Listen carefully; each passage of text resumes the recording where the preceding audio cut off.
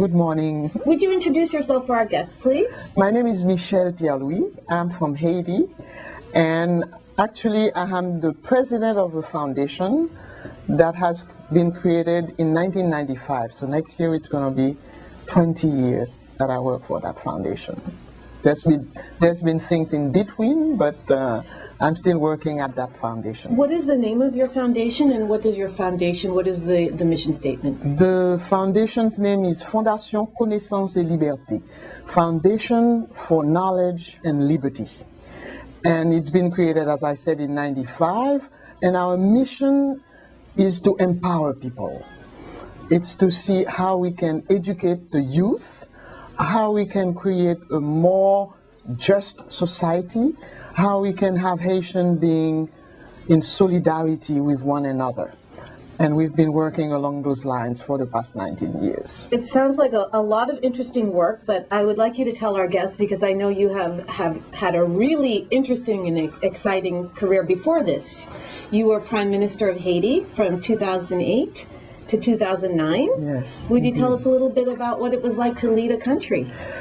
You know, it's a big challenge to think that you're the head of a government that has 18 ministries and 8 Secretary of States.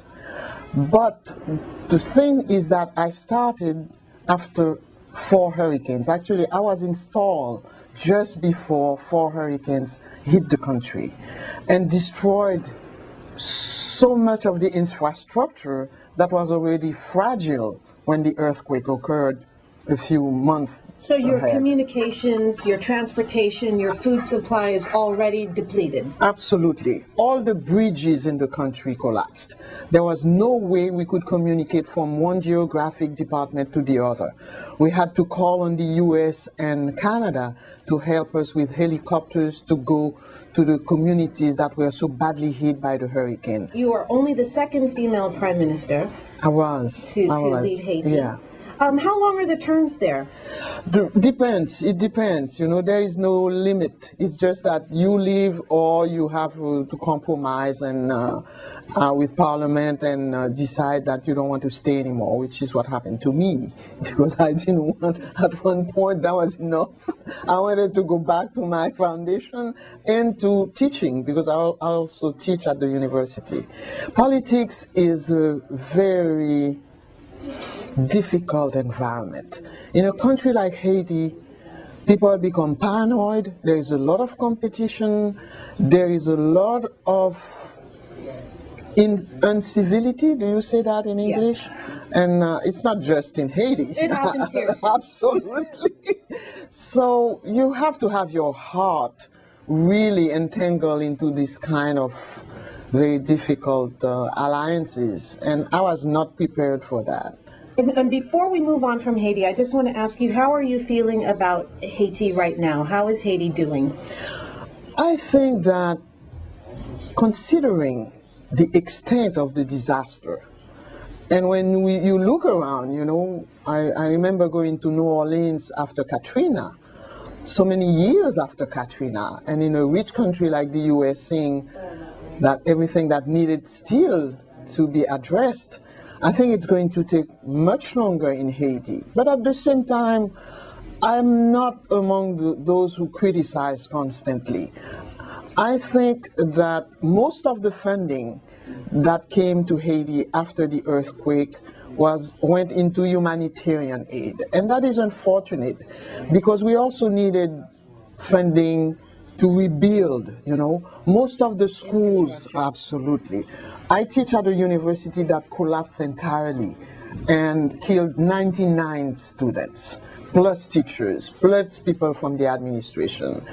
And there's been very little funding to rebuild those infrastructures, and even to rebuild the human conditions of people that have been so traumatized by the earthquake. At the same time, I think the government has made some efforts, you know, in trying to rebuild some infrastructure, to rebuild roads, and but we're still a long way. There's still a long way to go.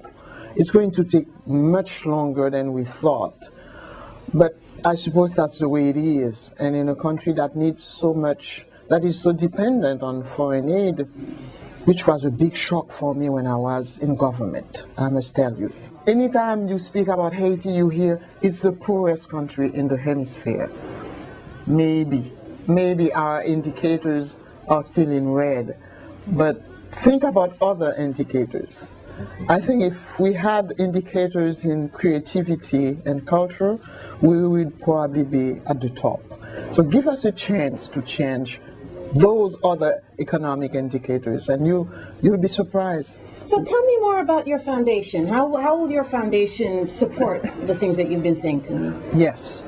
Our foundation was created in '95 and is part of the network of the Open Society Foundations. But we are a national foundation, so we get funding from other donors. We have a major funding from the EU, the European community. Mm-hmm. We have funding from Canada. We have funding from different other, the French agencies. So, as I said, the foundation was created to reinforce capacities, to empower. So we have programs in education, in culture. We have programs in agriculture, in economics. We're creating now a major public park. We have a contract from the government to create a major public park in a poor neighborhood. And you should see how it has transformed the neighborhood. The idea of public space, of having a beautiful place where you can hang out, you can come and study. There are several activities. We have a library program throughout the country, but we have a library in the park. And the government asked us to create an institute for environmental skills and science in the park. So it's a big project. It's the first public park in the city. It's in Port-au-Prince, and we have a contract until 2020 to just make everything work and then surrender it to the authority that will govern it. So I would say, as my closing remarks to you, for the job that you're doing also, help us to make people look at Haiti differently. Let's project a different image of our country. And that's what matters to me. Mettre Haiti à l'honneur. Because that's what that country deserves. To be put at a level where people look at it differently than a poor country where people are in misery. It's true, but Haiti cannot be reduced to that image. There is so much more to Haiti.